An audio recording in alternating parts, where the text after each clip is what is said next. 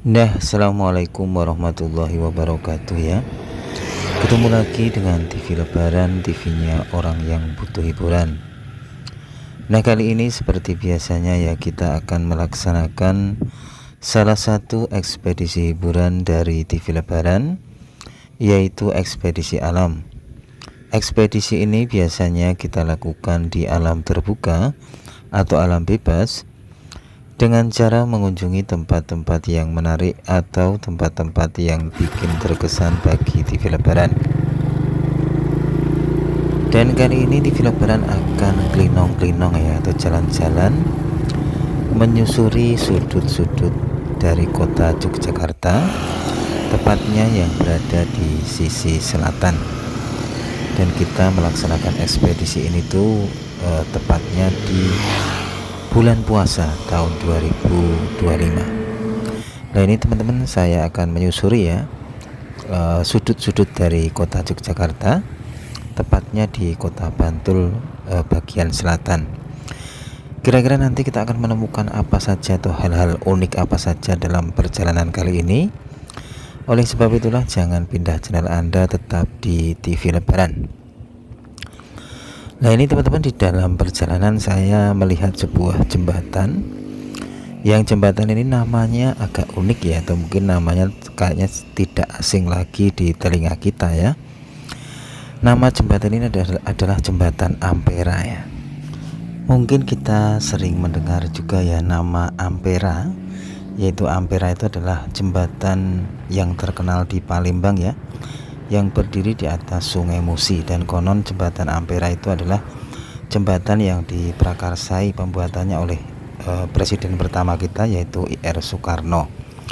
Tapi yang kita lewati ini bukan jembatan itu ya, tapi namanya aja yang sama. Oleh sebab itulah lokasi tadi termasuk lokasi yang bikin terkesan bagi TV Lebaran ya, karena juga bentuknya itu juga kayak jembatan-jembatan yang bermodel lama ya, atau mungkin yang bermodel bernuansa masa lalu ya. Nah ini teman-teman, di perjalanan saya juga menemukan sebuah masjid ya, atau calon masjid ini. Karena kalau dilihat dari strukturnya, kondisi masjid ini masih dalam proses pembangunan, tapi lagi berhenti gitu ya. Jadi sedang dibangun tapi lagi berhenti teman-teman ya. Terlihat ya ini teman-teman ya, di sini sudah tumbuh banyak sekali pohon-pohon liar ya. Ya siapa tahu ya setelah video ini ada donatur ya yang mau menyumbang untuk ini pembangunan masjid ini ya. Nah inilah teman-teman suasana masjid yang dalam proses pembangunan ya, tapi ini kayaknya berhenti di sini ya. Nanti akan diteruskan lagi, tapi ya nggak tahu ya karena kan TV Lebaran bukan orang sini ya. Cuma TV Lebaran tuh tertarik ya untuk mengekspedisi lokasi ini, apalagi kita itu sekarang dalam ini masuk ke bulan yang suci, yaitu bulan Ramadan ya. Jadi ya liputan-liputan saya ini ya ya sedikit ada yang bernuansa Islami mungkin ya, sedikit kok sedikit ya, dikit-dikit kok sedikit ya, kayak pelawak aja kata-katanya ya. Nah inilah teman-teman, di sini terdapat hamparan luas pemandangan sawah ya. Jadi seandainya masjid ini jadi, kayaknya lokasi ini juga sangat syahdu, sangat merdu, sangat asik buat duduk-duduk manis dan merenungi nasib ya. Dan lokasi dari calon masjid ini berada di Jalan Samas ya, tepatnya di sisi selatan dari Pasar Celep dan sisi utara dari TPR Samas ya. Kondisinya seperti ini teman-teman. Di sini sudah tumbuh tumbuhan-tumbuhan atau pohon-pohon liar ya. Ini menandakan kalau lokasi ini sudah ditinggalkan oleh pekerja-pekerjanya yang mungkin cukup lama ya. Ya mungkin ada kendala dana atau lain sebagainya ya. Nah teman-teman, kita lanjut lagi ya perjalanan kita klinong-klinong di bulan puasa, tepatnya di sisi selatan dari kota Yogyakarta, untuk melihat hal-hal yang unik, hal-hal yang menarik, atau hal-hal yang bernuansa sahdu merdu dan kelabu. Aneh-aneh aja developeran ya. Nah ini teman-teman, saya juga akan meliput sebuah tempat ini. Sebenarnya tempat ini sering kita lewati ya, cuma saya belum pernah berhenti di sini kayaknya ya. Jadi developeran akan mencoba mengekspedisi lokasi ini. Kenapa kok developeran tertarik ya? Karena memang kalau dilihat dari jarak jauh itu lokasi ini tuh bernuansa masa lalu ya. Kalau memang dilihat dari strukturnya ini kayaknya bangunan-bangunan yang dibangun di era-era Jepang ya. Dilihat dari itu loh, terowongannya itu agak bulat gitu loh, itu kayaknya di era-era Jepang atau di era-era Belanda, kalau enggak ya di era-era Orde Baru awal ya. Kalau dilihat dari konstruksinya, ini konstruksinya juga begitu kuat ya. Kita akan mencoba melihatnya lagi teman-teman. Ini adalah, ini loh pengatur air lah ini teman-teman. Di sana itu kita melihat lubangnya itu kayak bunder-bunder kayak gitu ya. Kalau bunder-bunder kayak gitu itu identik dengan bangunan-bangunan di era Belanda atau di era-era kolonial. Ya sama aja deh, kolonial sama Belanda ya, di era-era Jepang gitu lah teman-teman ya. Nah inilah teman-teman ya, kondisi dari sebuah lokasi yang menurut developeran tuh lokasi yang bernuansa masa lalu ya, bernuansa lawas lah gitu ya. Kita lanjut lagi teman-teman perjalanan kita klinong-klinong di bulan puasa ya, di tahun 2025. Video ini nanti bisa menjadi sebuah kenangan di tahun depan, seandainya kita masih diberikan waktu untuk masuk di bulan puasa tahun 2026. Nah ini teman-teman, saya juga menemukan sebuah lokasi lagi, yaitu sebuah jembatan ya. Ini kalau dilihat dari strukturnya ini juga bernuansa masa lalu. Lokasinya itu berada di jalan apa ya namanya, saya lupa, tapi tepatnya itu ya pertigaan Sapu Angin itu ya, yang ada di Jalan Serantaan itu ke selatan terus. Nanti akan menemukan ini, menemukan sungai yang bernuansa masa lalu ya. Tapi masa lalu ya bukan masa lalu banget ya. Ini kan sungai yang dibuat oleh manusia ya, kalau dilihat dari strukturnya ya. Yang jelas bangunan-bangunan ini kayaknya bangunan-bangunan yang berera-era Belanda atau era-era Jepang ya. Ini kayaknya bangunan apa ya, bangunan lawas tapi tidak lawas-lawas banget ya. Karena kan sungainya ini juga sungai buatan kalau menurut developeran ya. Tidak seperti Sungai Oyo, Sungai Opak, Sungai Winongo atau Sungai Progo ya, dimana sungai itu terjadi karena geologi alam ya. Jadi ya terbuatnya udah lama sekali ya. Kalau ini kayaknya sungai yang dibuat di era-era Belanda atau Jepang, tujuannya untuk ini mengairi sawah atau pertanian di era itu ya. Dan kondisinya seperti ini teman-teman ya. Lokasinya ada di jalan apa saya lupa ya, tapi kalau lurus itu nanti sampai ke Sanden ya. Iya, pokoknya kalau mau lihat sungai ini, pemirsa developeran bisa lewat itu pertigaan Sapu Angin lurus ke selatan terus ya. Nanti akan menemukan sungai ini yang menurut developeran sungai ini bernuansa Belanda atau bernuansa Jepang ya. Seperti itu apa namanya, Van der Wijk itu loh teman-teman. Saluran air Van der Wijk ya, yaitu selokan Van der Wijk ya, yang dibuat di era-era Belanda.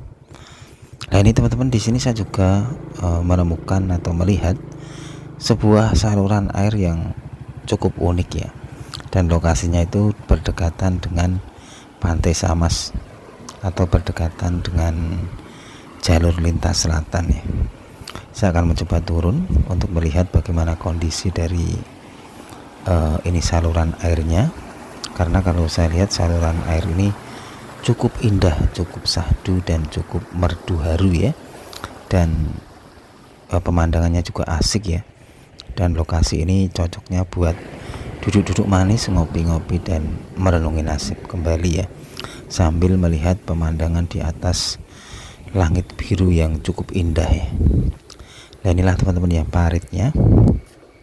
Kalau dilihat dari strukturnya memang ini bukan parit di era-era Belanda ya, tapi di era-era mungkin ya pasca kemerdekaan ya. Dan di sini kita dapat melihat hamparan luas sawah-sawah yang sedang menghijau ya, bukan menguning ya. Biasanya kan menguning ya.